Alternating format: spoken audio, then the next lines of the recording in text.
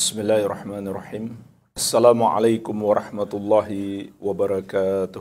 Alhamdulillahi ala ihsanih wa syukru lahu ala taufiqihi wa amtinanih. Wa ashhadu an la ilaha illallah wahdahu la syarikalah ta'ziman li sya'nih. Wa ashhadu anna Muhammadan abduhu wa rasuluh ad-da'i ila ridwanih sallallahu alaihi wa ala alihi wa ashabihi wa ikhwanih. Amma ba'd, fa ikhwani wa akhwati fillah, rahimani wa rahimakumullah. Semoga Allah Subhanahu wa ta'ala senantiasa mencurahkan rahmatnya kepada kita sekalian. Kita lanjutkan pembahasan kitab Lum'atul I'tiqad yang disusun oleh Imam Ibnu Qudamah Al-Maqdisi rahimahullahu ta'ala rahmatan wasi'ah. Dan dengan ringkasan penjelasan oleh Imam Ibnu Utsaimin rahimahullahu ta'ala rahmatan wasi'ah. Dan beliau menjelaskan arti judul kitab Lum'atul I'tiqad. Lum'ah itu artinya al-bulghah, yaitu modal hidup. Ini secara bahasa. Dan juga bisa berarti kilauan cahaya. Namun Imam Ibnu Utsaimin rahimahullah memilih makna al-bulghah, modal hidup. Sehingga makna kitab ini adalah al-bulghah min al-i'tiqadis sahih al-mutabiq limadhhabi as-salaf ridwanullahi ta'ala alaihim. Modal atau bekal akidah yang benar yang sesuai dengan madhab atau pendapat generasi as-salaf. Semoga Allah meridhai mereka. Dan yang maksud generasi as-salaf adalah generasi terbaik umat ini, generasi para sahabat radhiyallahu ta'ala anhum ajma'in. Orang-orang yang dididik langsung oleh Rasulullah sallallahu alaihi wa ala alihi wasallam, yang dipuji dan direkomendasikan di dalam Al-Quran dan Sunnah agar kita selalu mengikuti mereka. Dalam Al-Quran diantaranya di surat At-Taubah ayat ke-100. Allah Subhanahu wa taala berfirman, "Was-sabiqunal awwaluna minal muhajirin wal ansar walladzina tabauhum bi ihsan radhiyallahu anhum wa radu an wa a'adda lahum jannatin tajri tahtaha al-anhar khalidina fiha abada dzalikal fawzul azim." Dan orang-orang yang pertama masuk Islam dari kalangan sahabat-sahabat al-muhajirin dan al-ansar, dan orang-orang yang mengikuti mereka dengan baik, maka Allah ridho kepada mereka dan mereka pun ridho kepada Allah Subhanahu wa ta'ala. Dan Allah menyiapkan untuk mereka surga-surga yang mengalir di bawahnya sungai-sungai. Mereka kekal di dalamnya selama-lamanya. Itulah kemenangan yang agung. Dalam ayat ini Allah Subhanahu wa ta'ala mengabarkan kepada kita dua golongan yang Allah ridhoi dan Allah jamin surga untuk mereka. Golongan yang pertama, sahabat-sahabat al-muhajirin wal ansar. Sahabat-sahabat Nabi Muhammad sallallahu alaihi wasallam yang terbaik. Golongan yang kedua, orang-orang yang mengikuti mereka dengan baik. Maka ini berlaku sampai hari kiamat karena dalil datang dalam bentuk umum. Sehingga kita pun insyaallah ta'ala apabila mengikuti jalan para sahabat muhajirin dan ansar akan meraih ridho dan surga Allah Subhanahu wa ta'ala. Dalam hadis juga sangat banyak, di antaranya dalam hadis yang masyhur, hadis iftiraqul ummat, hadis tentang perpecahan umat, Rasulullah sallallahu alaihi wasallam bersabda, "Wa sataftariqu ummati ala 73 firqah, kulluha fin nari illa wahidah, ma ana alaihi wa ashabi." Umatku akan terpecah menjadi 73 golongan. Semuanya di neraka kecuali satu, yaitu yang mengikuti aku dan para sahabatku. Maka Rasulullah sallallahu alaihi wasallam menegaskan dalam hadis ini, umat Islam akan terpecah menjadi 73. 72-nya terancam masuk neraka. Artinya mereka tersesat. Hanya satu yang selamat, yang akan masuk surga. Artinya hanya merekalah golongan yang benar. Siapa mereka? Kata beliau, "Ma ana alaihi wa ashabi," yang mengikuti aku dan para sahabatku. Masih banyak lagi dalil-dalil dari Al-Quran dan Sunnah yang mewajibkan kita mengikuti generasi as-salaf. Sehingga Imam Ibnu Qudamah sendiri, dalam kitab beliau yang lain, yaitu yang berjudul Dhammut Ta'wil. Ini juga kitab beliau tentang akidah, hanya saja berbicara tentang satu tema, yaitu celaan kepada ahlul kalam yang menakwilkan sifat-sifat Allah Subhanahu wa taala tanpa dalil. Maka di situ beliau menyebutkan, faqad thabata wujubu ittiba'is salaf rahmatullahi alaihim bil kitabi was sunnah wal ijma'. Sungguh telah tetap kewajiban mengikuti generasi salaf, semoga Allah merahmati mereka, berdasarkan Alkitab, As-Sunnah, dan ijma', kesepakatan ulama. Jadi di sini kita sudah tidak boleh lagi berbeda pendapat karena ulama sudah sepakat. Ini sudah sering saya ingatkan, mengapa dalam permasalahan agama kita perlu mengetahui bagian mana yang ulama sudah sepakat, ijma' padanya. Karena kita nggak boleh lagi berbeda pendapat kalau ulama sudah sepakat. Maka di antara yang disepakati ulama, kewajiban kita mengikuti generasi as-salaf.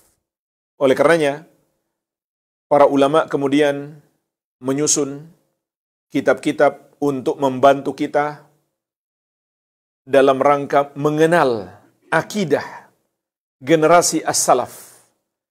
Inilah pentingnya kita mempelajari kitab ini, agar kita termasuk golongan yang Allah ridhoi dan Allah masukkan ke dalam surga, dan golongan yang selamat, yang tidak tersesat. Maka kita perlu belajar menuntut ilmu agama, terutama ilmu akidah. Itulah sebabnya Nabi sallallahu alaihi wasallam mengatakan, "May yuridillahu bihi khairan yufaqihu fid din." Barang siapa yang Allah inginkan kebaikan baginya, maka Allah akan pahamkan dia dengan agama. Begitu pula Nabi sallallahu alaihi wasallam bersabda, "Man salaka tariqan yaltamisu fihi ilman, sahalallahu lahu bihi tariqan ilal jannah." Barang siapa menempuh satu jalan untuk mempelajari ilmu agama, maka Allah akan mudahkan baginya jalan menuju surga. Semoga kita semuanya Allah mudahkan untuk masuk surga. Mari kita lihat muqaddimah Imam Ibnu Qudamah Al-Maqdisi rahimahullah dalam kitab Lum'atul I'tiqad dan ringkasan penjelasan oleh Imam Ibnu Utsaimin rahimahullahu taala. Imam Ibnu Qudamah Al-Maqdisi rahimahullahu taala memulai kitabnya dengan Bismillahirrahmanirrahim. Kemudian Alhamdulillahil mahmud bikulli lisanin. Segala puji hanya milik Allah dengan setiap lisan. Al-ma'bud fi kulli zaman.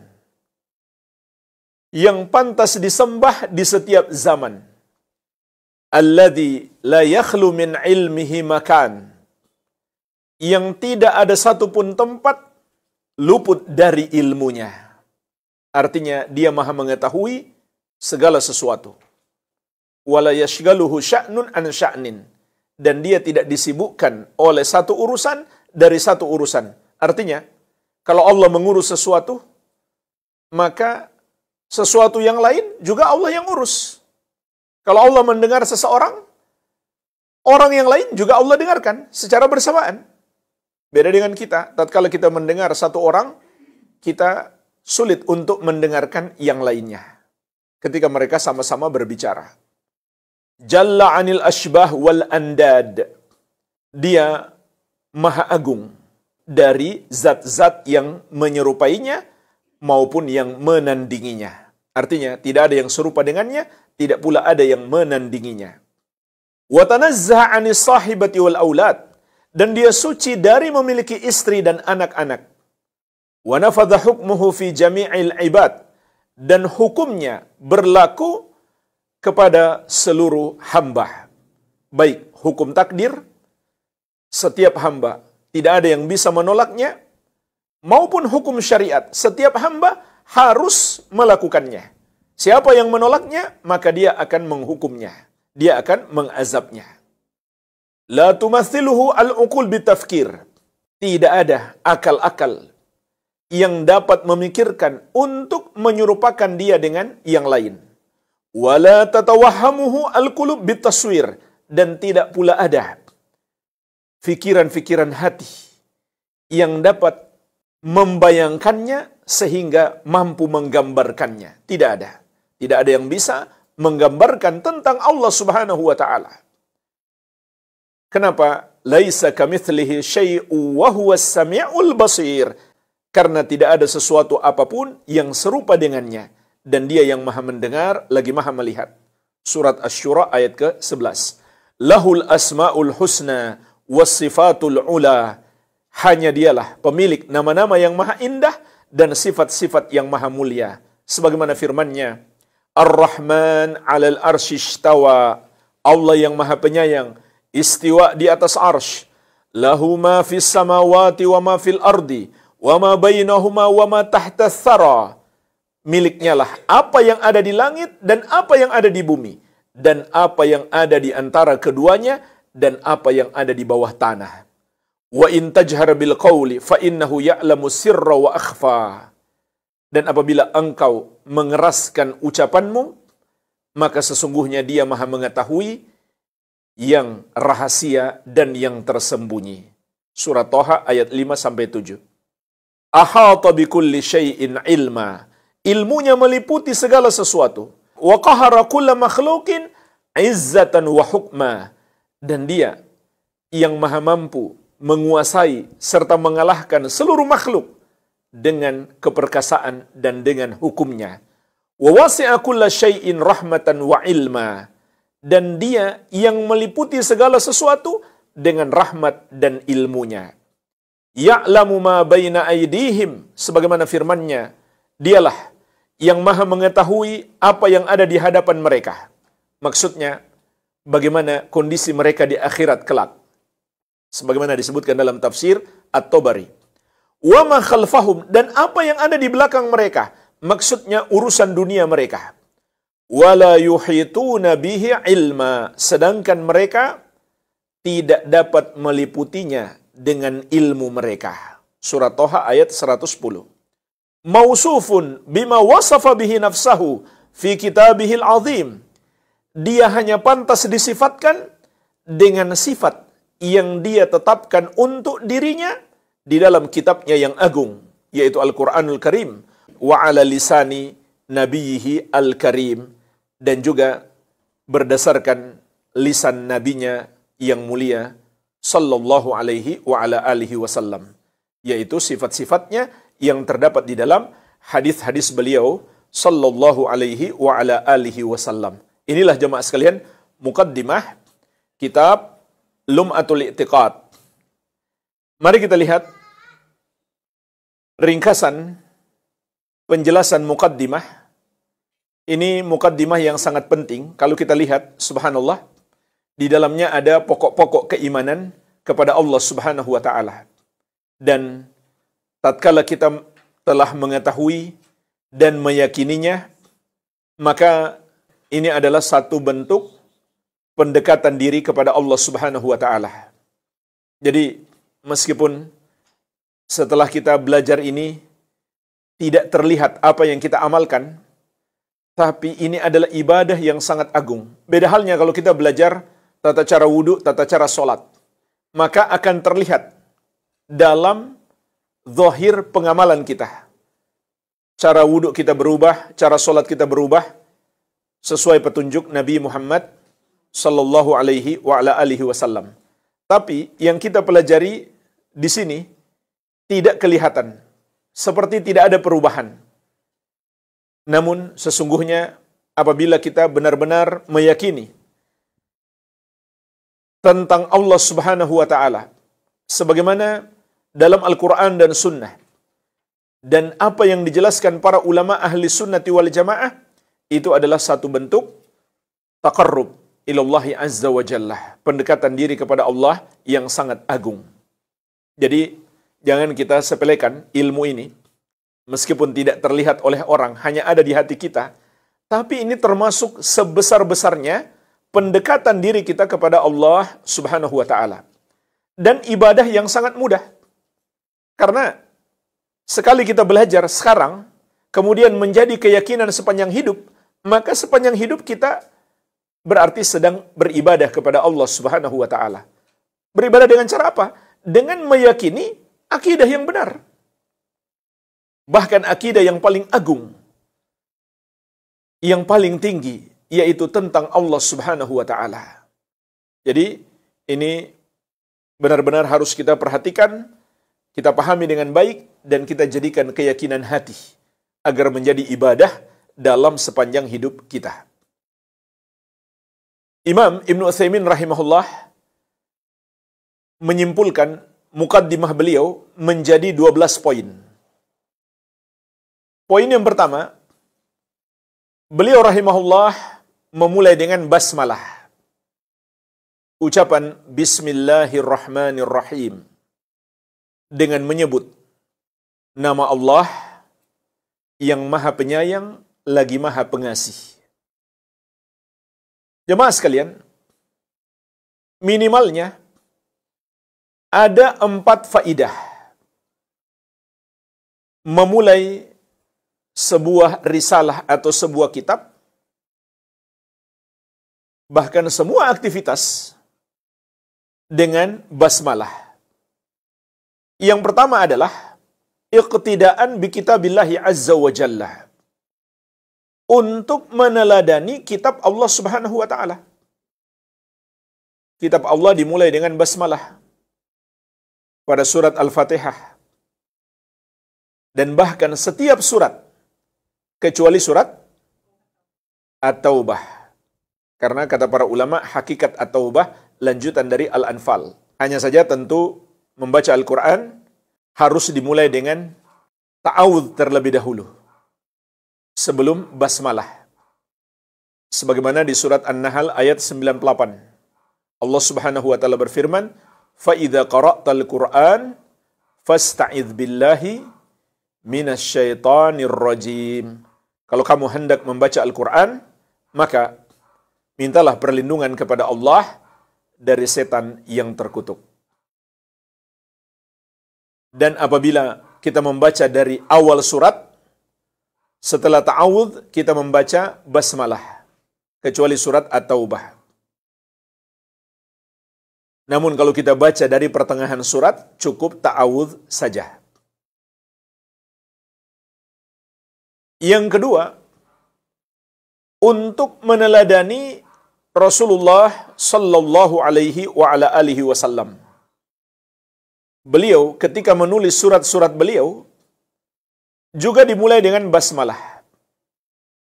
Seperti surat beliau kepada Heraklius, penguasa Romawi di masa itu. Dimulai dengan Bismillahirrahmanirrahim. Dari Muhammad hamba Allah dan Rasulnya kepada Heraklius, penguasa Romawi. Isi suratnya adalah mengajak dia masuk Islam. Dan hampir saja dia masuk Islam kalau tidak takut jabatannya hilang. Sayang sekali. Begitu pula ketika Ali bin Abi Thalib radhiyallahu anhu sebagai juru tulis pada perjanjian Hudaybiyah, maka Nabi sallallahu alaihi wasallam mengatakan kepadanya, "Uktub, tulislah Bismillahirrahmanirrahim. Mulai dengan basmalah. Bahkan ini juga sunnah para nabi dan rasul terdahulu. Di surat An-Naml ayat ke-30. Allah Subhanahu wa taala menyebutkan ucapan Ratu Saba ketika datang surat Nabi Sulaiman alaihi salam. Innahu min Sulaiman, sesungguhnya surat ini datang dari Sulaiman, wa innahu, sesungguhnya surat ini dimulai dengan Bismillahirrahmanirrahim. Dan isi suratnya juga sama, mengajak Ratu Saba untuk masuk Islam. Inilah diantara cara para nabi dan rasul terdahulu berdakwah. Mereka mendakwahi para pemimpin dunia, para raja, agar masuk Islam. Apakah ketemu langsung atau dengan utusan atau melalui surat? Contoh dengan utusan, mendakwahi Najasyi. Nabi SAW mengutus sepupu beliau, Ja'far bin Abi Thalib radhiyallahu anhu. Pada akhirnya Najasyi masuk Islam. Yang ketiga, untuk meminta pertolongan kepada Allah Subhanahu wa taala. Jadi, kata para ulama, huruf ba pada bismillah itu disebut ba'ul isti'anah. Ba untuk memohon pertolongan. Sehingga bismillah itu maknanya asta'inu billah. Aku minta tolong kepada Allah Subhanahu wa taala. Makanya dianjurkan dalam segala aktivitas kita mulai dengan bismillah untuk minta tolong kepada Allah Subhanahu wa taala. Dan ini sekaligus mengingatkan kita bahwa hanya Allah yang maha mampu menolong kita. Maka hendaklah kita bergantung hanya kepadanya dan kita jangan menyombongkan diri. Kita tidak akan sukses tanpa pertolongan Allah. Kita butuh pertolongannya. Walaula fadlullahi alaikum wa rahmatuhu ma zaka minkum min ahadin abada. Kalau bukan karena anugerah dan rahmat Allah kepadamu, tidak seorang pun darimu yang dapat mensucikan diri selama-lamanya. Tidak ada yang bisa menjalankan perintah dan menjauhi larangan kecuali dengan pertolongan Allah. Rasulullah SAW bersabda, "Laulallah mahtadaina wala sumna wala sallaina." Kalau bukan karena Allah, niscaya kita tidak akan dapat hidayah. Tidak pula kita bisa melakukan puasa. Tidak pula bisa kita melakukan solat. Semua dengan pertolongan Allah Subhanahu wa ta'ala. Termasuk dalam hal-hal yang bersifat duniawi. Kalau Allah tidak menolong kita, kita nggak akan sukses. Makanya Nabi SAW mengatakan, ihris ala ma yanfa'uk, wasta'in billahi wala ta'jaz. Bersemangatlah untuk meraih apa yang bermanfaat bagimu. Minta tolonglah kepada Allah dan jangan malas. Jadi, kita dalam hal duniawi pun, kita bersemangat untuk meraih apa yang bermanfaat bagi kita. Jangan malas-malasan.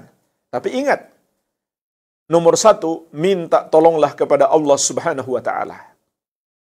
Rasulullah SAW juga bersabda, "Idza sa'alta fas'alillah, wa idza sta'anta fasta'in billah." Kalau kamu butuh sesuatu, mintalah kepada Allah. Kalau kamu ingin minta tolong, mohonlah kepada Allah Subhanahu wa ta'ala. Kemudian yang keempat, untuk tabarruk, untuk mencari berkah. Dan di antara keberkahan bismillah, Imam Ibn Katsir rahimahullah dalam tafsir beliau menyebutkan sebuah hadis yang diriwayatkan Imam Abu Daud dari Usama bin Umair radhiyallahu taala anhu. Beliau menceritakan, "Kuntu radifan Nabi sallallahu alaihi wasallam fa atharat dabbatuhu." Aku pernah dibonceng oleh Nabi sallallahu alaihi wasallam, maka tiba-tiba hewan tunggangan kami tergelincir. Fakultu ta'isa syaitan. Maka aku pun berkata, celaka setan. Faqal, maka Nabi SAW bersabda, la takul ta'isa syaitan. Jangan kamu berkata, celakalah setan.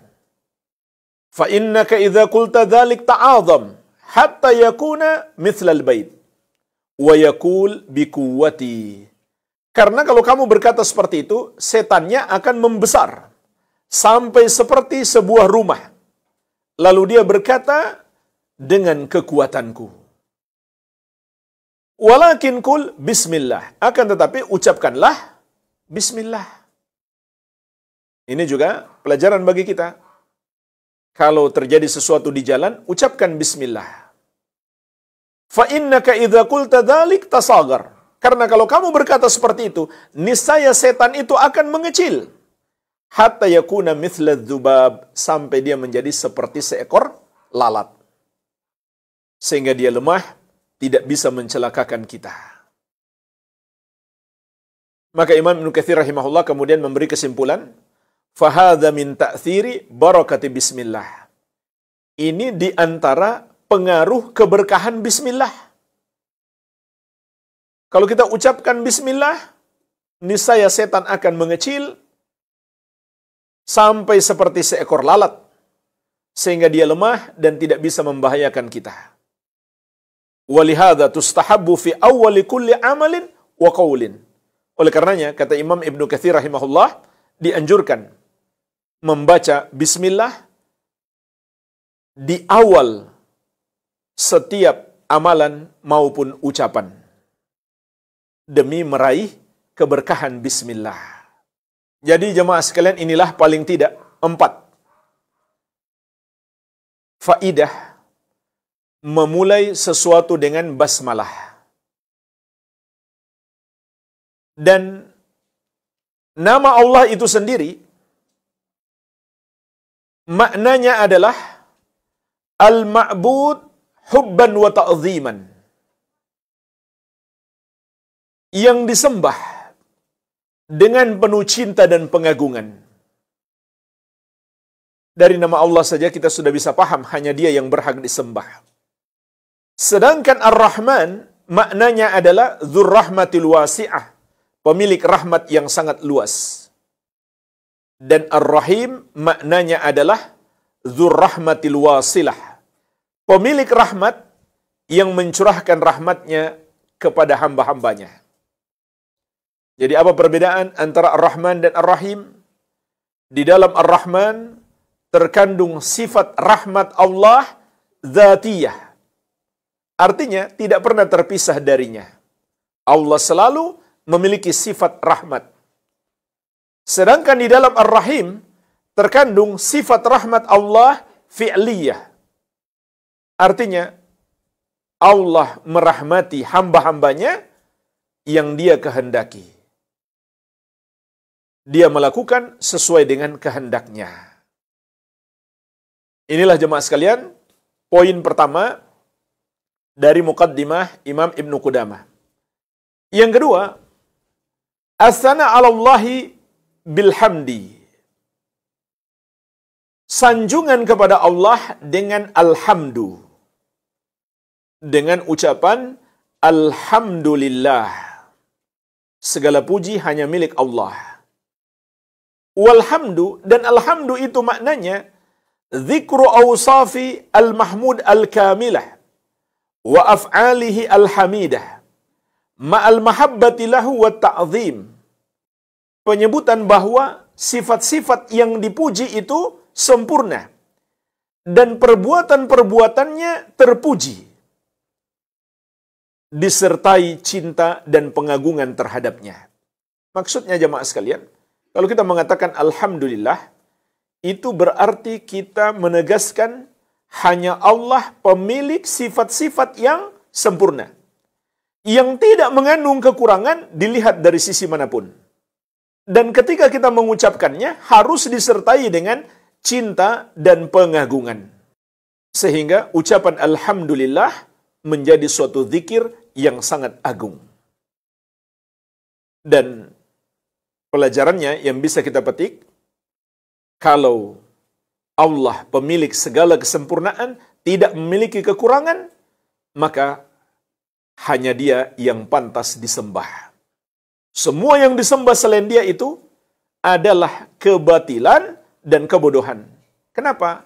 Karena orang yang menyembah selain dia berarti menyembah makhluk yang penuh dengan kekurangan, yang tidak memiliki kesempurnaan.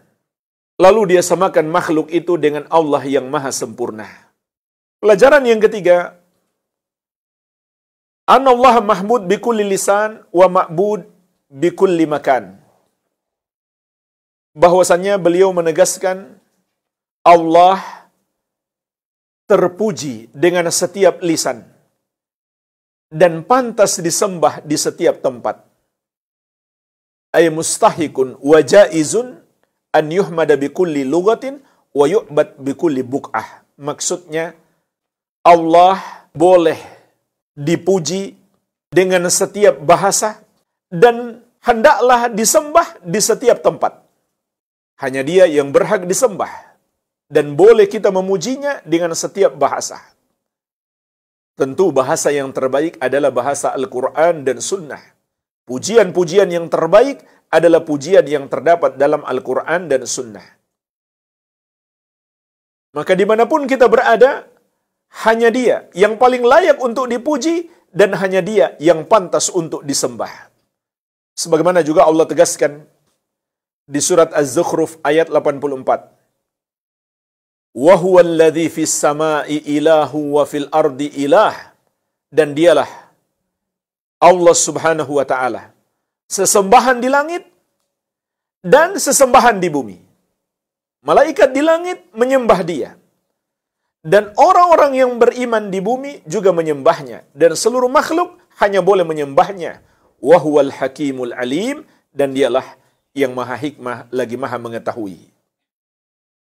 Poin yang keempat, si'atu ilmillahi biqaunihi la yakhlu min ilmihi makan.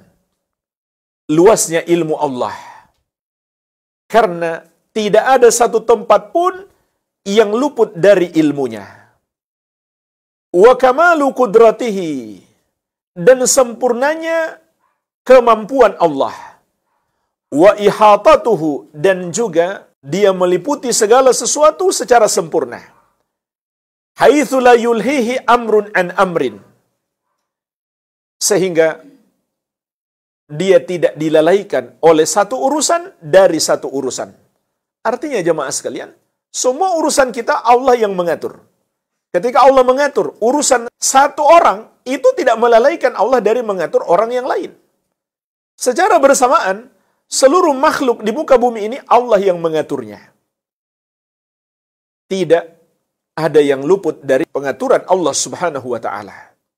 Karena ilmunya, kemampuannya, dan kekuasaannya meliputi segala sesuatu. Di surat Al-Mulk, ayat pertama Allah menegaskan, Tabarakalladzi biyadihil mulk, wa huwa ala kulli syai'in qadir. Maha berkah Allah, di tangannya lah kekuasaan, dan Dia maha mampu atas segala sesuatu. Di surat Toha ayat 98 Allah menegaskan, Innama ilahukumullahu alladzi la ilaha illa huwa wasi'a kulla syai'in ilma. Sesungguhnya sesembahanmu hanyalah Allah, yang tidak ada satupun berhak disembah selain Dia, dan ilmunya meliputi segala sesuatu. Tidak ada yang tersembunyi darinya. Dan di surat Al-An'am ayat 59 Allah mendetailkan lagi bagaimana luasnya ilmunya. Wa ma taskhutu min waraqatin illa ya'lamuha.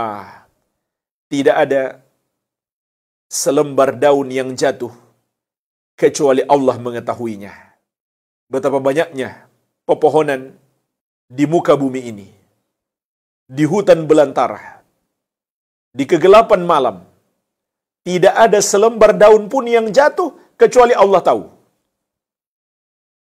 Bahkan Allah tahu kapan dia akan jatuh dan butuh waktu berapa lama dari pohonnya sampai ke bumi, dan warnanya apa. Kemudian dari hijau sampai menjadi coklat butuh waktu berapa lama. Allah mengetahui secara detail tanpa harus mempelajarinya terlebih dahulu dan tidak akan pernah dia melupakannya. Beda dengan ilmu kita. Sebelumnya kita tidak tahu.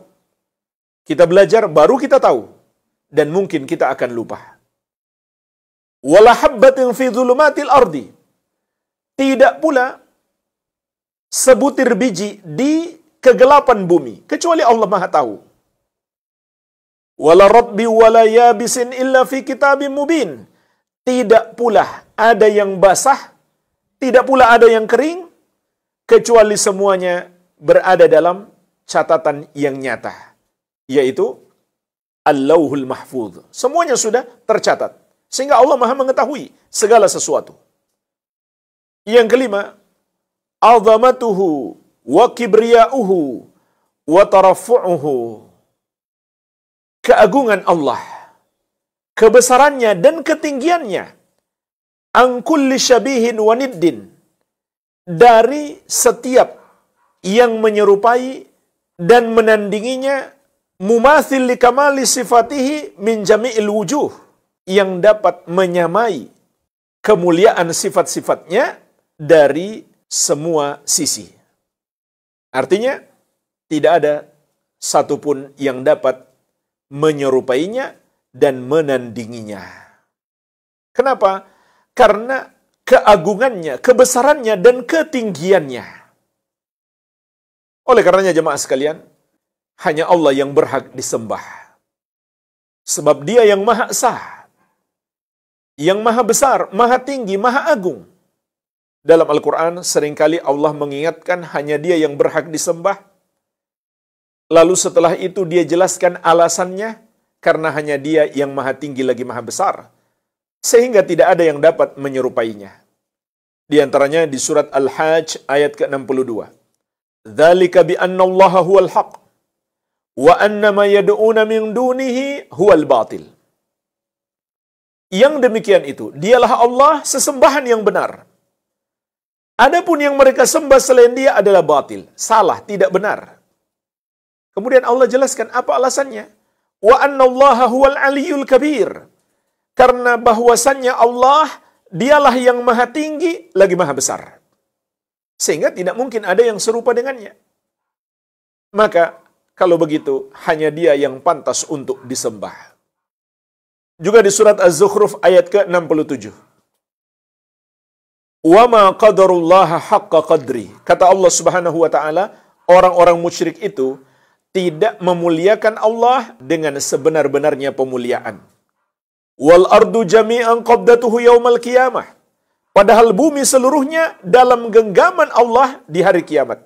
Was samawati matwiyatum biyaminih. Dan langit-langit digulung dengan tangan kanannya. Subhanahu wa ta'ala amma yusyrikun. Maha suci dan maha tinggi Allah dari apa yang mereka persekutukan. Lihat, Allah ingatkan, Dia maha suci dan maha tinggi dari apa yang mereka persekutukan. Karena Dia tidak pantas dipersekutukan dengan sesuatu apapun. Sebab tidak ada sesuatu apapun yang dapat menyerupainya. Poin yang keenam, tanazzuhuhu wa taqaddusuhu an kulli zawjatin wa waladin. Wa dzalika likamali ginahu. Kebersihan dan kesucian Allah dari memiliki istri dan anak. Dan itu karena sempurnanya kekayaan Allah atau kecukupannya sehingga Dia tidak butuh kepada makhluk yang memerlukan pasangan dan memerlukan anak. Itu makhluk. Allah nggak perlu kepada siapapun. Allah maha kaya, maha cukup. Sehingga Dia suci dari memiliki pasangan dan memiliki anak. Di surat Al-Jin ayat ketiga, Allah menyebutkan ucapan para jin yang sudah beriman. Wa annahu ta'ala jaddu rabbina mattakhadha sahibata wala walada. Dan bahwasannya maha tinggi urusan Rob kita. Maha tinggi kekuasaan Rob kita. Mattakhadha sahibata wala walada. Dia tidak memiliki istri, tidak pula memiliki anak. Yang ketujuh, tamamu iradatihi wa sultanihi. Sempurnanya kehendak dan kekuasaan Allah. Binufudhi qada'ihi fi jami'il ibad. Dengan berlakunya ketetapan Allah pada seluruh hamba. Fala yamna'uhu quwwatu mulkin. Maka tidak ada kekuatan, suatu kekuasaan yang dapat mencegahnya. Wala kathratu adadin wa malin. Tidak pula banyaknya jumlah dan harta yang dapat menghalanginya. Artinya, kalau Allah sudah takdirkan, pasti terjadi. Tidak ada yang bisa mencegahnya. Tidak ada yang bisa menghalanginya. Kalau Allah Subhanahu wa ta'ala ingin memberi manfaat kepada seseorang, tidak akan ada yang bisa menolak manfaat tersebut atau mencegahnya. Kalau Allah ingin menimpakan mudarat kepada suatu kaum, tidak ada yang bisa menghalanginya. Karena kekuasaan Allah sempurna, kehendak Allah sempurna. Dia yang maha berkehendak. Kalau dia sudah berkehendak, pasti terjadi. Meskipun seluruh makhluk tidak menghendaki. Kalau dia tidak menghendaki, tidak akan terjadi. Meskipun seluruh makhluk menghendakinya. Dan betapa mudahnya bagi Allah untuk melakukan segala urusan. Di surat Yasin ayat 82 Allah menegaskan, innama amruhu idza arada syai'an ayyakula lahu kun fayakun. Sesungguhnya urusan Allah itu apabila ia menghendaki sesuatu, maka cukuplah dia berkata kepadanya, kun, terjadilah. Maka terjadilah apa yang Allah kehendaki tersebut. Dan juga di surat Al-Qamar ayat ke-50. Wa ma amruna illa wahidatun kalamhim bil basar. Tidaklah urusan kami kecuali hanya seperti satu kedipan mata saja. Artinya sangat mudah segala sesuatu bagi Allah karena dia sempurna kekuasaannya dan sempurna kehendaknya. Poin yang ke-8. Azamatullahi fauqa ma yutasawwar bihaitsu la yastati'ul uqul lahu tamthilan wa la tatawahhamul qulubu lahu surah. Betapa agungnya Allah melebihi apa yang dapat tergambarkan. Sehingga tidak ada akal yang mampu menyerupakannya. Tidak pula ada hati yang mampu menggambarkannya. Sebab Allah Subhanahu wa ta'ala menegaskan, laisa kamitslihi syai'u wa huwas samiul basir. Tidak ada sesuatu apapun yang semisal dengannya, dan dia maha mendengar lagi maha melihat. Makanya jemaah sekalian, di sini juga ada kaidah penting. Semua yang tergambar di benak kita tentang Allah, maka Allah lebih daripada itu. Allah maha tinggi dari apa yang tergambar di dalam benak kita. Jadi, jangan kita mensifatkan Allah dengan apa yang tergambar di benak kita. Dan buang jauh-jauh semua gambaran-gambaran tentang Allah. Kita hanya boleh meyakini tentang Allah berdasarkan Al-Quran dan Sunnah. Semua yang tergambar di benak kita, Allah lebih tinggi daripada itu. Ini maknanya. Kenapa? Karena Allah Maha Agung. Sementara kita adalah makhluk yang lemah. Tidak mampu kita menggambarkan dalam fikiran kita tentang Allah Subhanahu wa ta'ala. Karena dia Maha Besar, dia Maha Agung. Yang ke-9. Ikhtisasullahi ta'ala bil asma'il husna wa sifatil ula. Kekhususan Allah dalam nama-namanya yang maha indah dan sifat-sifatnya yang maha mulia. Artinya, hanya dia pemilik nama-nama indah dan sifat-sifat yang maha mulia. Tidak ada satupun yang serupa dengannya. Sebagaimana Allah tegaskan juga di surat Al-A'raf ayat 180. Walillahil asma'ul husna fad'uhu biha. Dan hanya milik Allah nama-nama yang maha indah, maka berdoalah dengan nama-namanya tersebut. Berdoa dengan nama Allah mencakup dua makna, doa permintaan dan doa ibadah. Doa permintaan seperti kita mengatakan, Ya Hayyu Ya Qayyum birahmatika astaghitsu aslih li sya'ni kullahu wa la takilni ila nafsi tarfata ain. Kita sebut di situ dua nama Allah, Al-Hayyu dan Al-Qayyum. Doa ibadah maksudnya kita amalkan konsekuensi nama-nama dan sifat Allah. Seperti kita meyakini Allah Maha mendengar, maka dalam setiap ucapan kita selalu berhati-hati karena kita yakin Allah sedang mendengarkan, sehingga kita tidak mengucapkan apa yang membuat Allah murka. Demikian seterusnya. Dan di surat An-Nahl ayat ke-60, Allah Subhanahu wa taala menegaskan, "Walillahil mathalul a'la wa huwal azizul hakim." Dan hanya milik Allah permisalan yang paling tinggi. Dan dialah yang maha perkasa lagi maha hikmah. Ulama menjelaskan yang dimaksud permisalan yang paling tinggi adalah sifat yang paling mulia. Jadi ini adalah dalil hanya Allah pemilik sifat-sifat yang maha mulia. Sehingga tidak satu makhluk pun yang serupa dengannya dalam semua sifat-sifatnya. Poin yang ke-10, istiwa'ullahi ala arsyihi. Istiwa'nya Allah di atas arsy-Nya. Sebagaimana di surat Thaha ayat ke-5 yang disebutkan oleh penulis, Allah Subhanahu wa taala berfirman, Ar-Rahman 'alal arsy istawa. Allah yang Maha Penyayang istiwa di atas arsy. Wa huwa 'uluwuhu wa istiqraruhu 'alaihi. Maknanya kata Imam Ibnu Utsaimin rahimahullah adalah ketinggian Allah dan menetapnya Allah di atas arsy. Alal wajhil la'iq bihi, yang sesuai dengan keagungan dan kebesarannya. Artinya tidak sama seperti kita di atas singgasana kita. Allah di atas arsy, berada di atasnya, tinggi di atasnya, tidak sama seperti seorang raja berada di atas singgasana. Namun sesuai dengan keagungan dan kebesarannya. Dan ini adalah akidah berdasarkan Al-Quran dan Sunnah dan kesepakatan ulama ahli sunnati wal jamaah. InsyaAllah ta'ala ada bab khusus, kita akan bahas lebih detail tentang sifat istiwanya Allah di atas arsy. Dan bantahan kepada orang-orang yang menolaknya dengan berbagai macam syubhat mereka. Yang ke-11, umumu mulkihi lis samawati wal ard wa ma bainahuma wa ma tahta thara.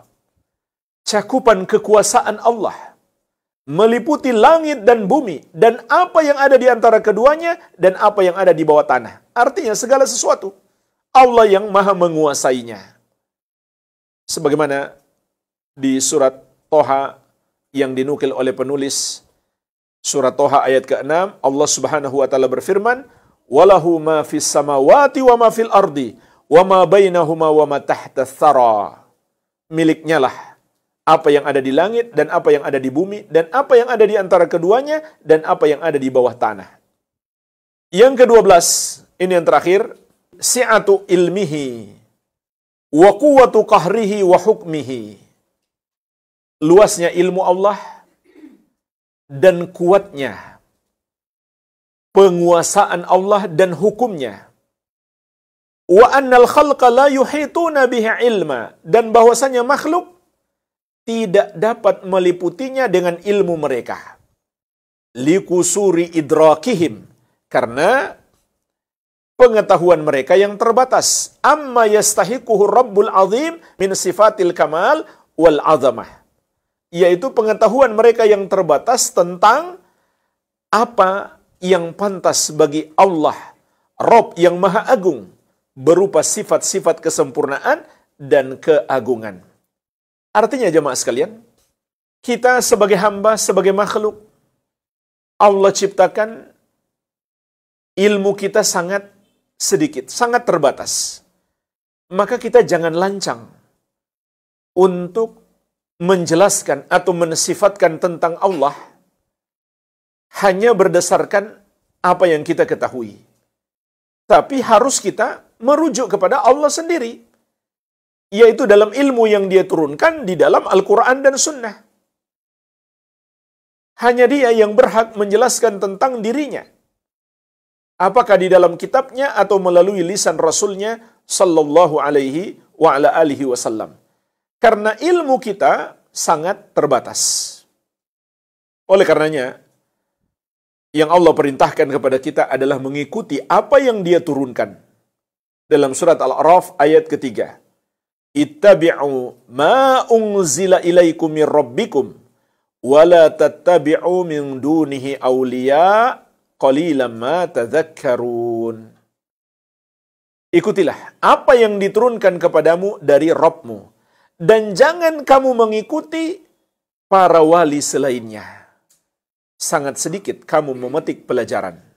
Jadi Allah ingatkan kita, jangan kita mengikuti selain Allah, lalu meninggalkan hukum yang Dia turunkan. Meninggalkan Al-Quran dan Sunnah. Walhamdulillah jamaah sekalian, inilah 12 kesimpulan penjelasan muqaddimah Imam Ibnu Qudamah Al-Maqdisi rahimahullah dalam kitabnya Lum'atul I'tiqad. Di dalamnya ada pokok-pokok keimanan kepada Allah Subhanahu wa taala yang mengandung pengagungan, pujian, pemuliaan. Maka semoga ini lebih mengokohkan keimanan kita kepada Allah Subhanahu wa taala, dan kita tetap istiqamah di atas keimanan tersebut sampai kita berpisah dengan kehidupan dunia ini. Wallahu alam, ini saja yang bisa saya bahas, semoga bermanfaat. Lebih dan kurangnya saya mohon maaf. Wabillahi taufik. Subhanakallahumma wa bihamdik, asyhadu an la ilaha illa anta, astaghfiruka wa atubu ilaik. Sallallahu ala nabiyina Muhammadin wa alihi wasallam. Walhamdulillahi rabbil alamin. Wassalamualaikum warahmatullahi wabarakatuh. Al-Amwa menemani ibadahmu juga hijrahmu.